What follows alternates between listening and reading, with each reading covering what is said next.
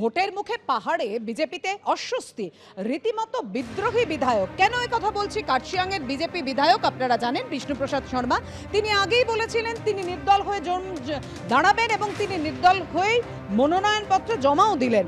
দার্জিলিংয়ে বিজেপি প্রার্থী রাজু বিস্তের বিরুদ্ধে তিনি নির্দল হয়েই লড়বেন। এর আগে তিনি বলেছিলেন কেন কোনো ভূমিপুত্রকে প্রার্থী করা হলো না, আর তাই নির্দল হয়েই লড়লেন। মনোনয়নপত্র জমা দিলেন বিষ্ণুপ্রসাদ শর্মা। বিষ্ণুপ্রসাদকে শুভেচ্ছা দার্জিলিংয়ের বিজেপি প্রার্থী রাজু বিস্তে। मूल जो बूंदा है उसको मैं आपको आज यहाँ बताने जा रहा हूँ, वो है अलग राज्य, separation from Bengal in any form.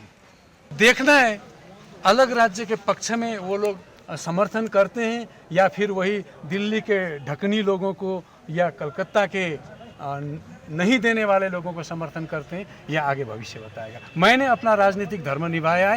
किसी को शौक है चुनाव लड़ने का, लड़े। मेरे से अनुमति की जरूरत है क्या? तो बीजेपी पार्टी के तो उठे ना, कौन मना कर रहा है? बीजेपी नहीं मना करेगी, उठे वो। बीजेपी कहीं किससे भी उठना है उठे वो।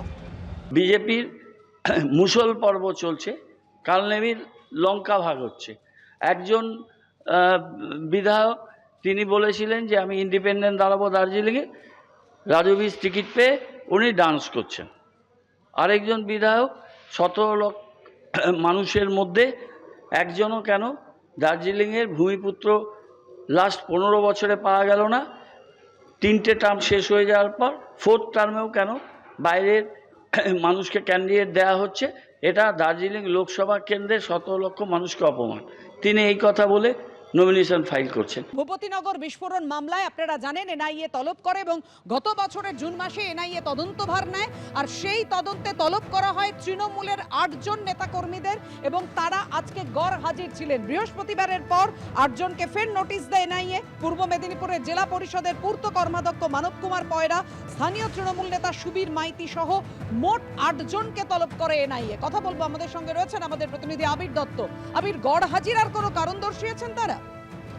দেখো, এখনো পর্যন্ত কোনো রকম কারণ দেখানো হয়নি জাতীয় তদন্তকারী সংস্থার আধিকারিকদের কাছে, এবং যেমনটা তুমি জানাচ্ছিলে যে গত বৃহস্পতিবার তাদেরকে যখন ডাকা হয় তারা সেই দিনকেও গড়হাজির ছিলেন, এবং তার পরবর্তীকালে তৃণমূলের নেতাকর্মী সহ মোট 8 জনকে ভূপতিনগর বিস্ফোরণ কাণ্ডে যে তদন্ত এনআইএ করছে তারা ফের এই দফায় দ্বিতীয়বারের জন্য তারা তলব করেছিল, এবং আজকে উপস্থিত হতে বলা হয়েছিল সকাল 11টা থেকে সকাল 12টায় নির্দিষ্ট করে সময়ও নির্ধারিত করে দেওয়া হয়েছিল, কিন্তু কেউই উপস্থিত হননি। এবং যেটা এনআইএ সূত্র থেকে জানা যাচ্ছে যে এই তদন্ত এগিয়ে নিয়ে যাওয়ার ক্ষেত্রে যে তথ্য প্রমাণ ইতিমধ্যে তারা সংগ্রহ করেছেন, সেই তথ্য প্রমাণকে সামনে রেখে নিজেদের মধ্যে বৈঠক করে তারা পরবর্তী পদক্ষেপ সিদ্ধান্ত নেবেন। এখনো পর্যন্ত তারা যেটা এক্সপেক্ট করেছিলেন যে যাদেরকে তলব করা হয়েছে তারা যদি আসতো তাদেরকে জিজ্ঞাসাবাদ করে এই তদন্তে অনেক গুরুত্বপূর্ণ তথ্যই তারা পেতে পারতেন, কিন্তু আজকে যেহেতু জিজ্ঞাসাবাদ প্রক্রিয়া করা যায়নি তার কারণ যাদেরকে ডেকে পাঠানো হয়েছিল তৃণমূলের নেতাকর্মী সহ এই 8 জনকে, তারা কেউই উপস্থিত হননি। এই নিয়ে দ্বিতীয়বার এই দফায় তাদেরকে নোটিশ করা হলেও তারা উপস্থিত থাকেননি।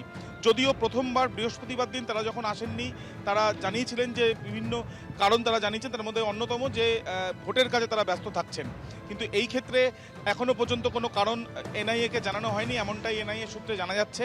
প্রসঙ্গত এই 8 জনকে এর আগেও কিন্তু বেশ কয়েকবার 8 জনের মধ্যে বেশ কয়েকজনকে বেশ কয়েকবার জিজ্ঞাসাবাদ করা হয়েছিল, এবং সেই পরিপ্রেক্ষিতে তদন্ত এগিয়ে নিয়ে যাওয়ার ক্ষেত্রে তাদেরকে ফের জিজ্ঞাসাবাদের প্রয়োজনীয়তা ছিল, এবং সেই জন্যই এই নোটিশ, এমনটাই জানানো হচ্ছে এনআইএর সূত্রে।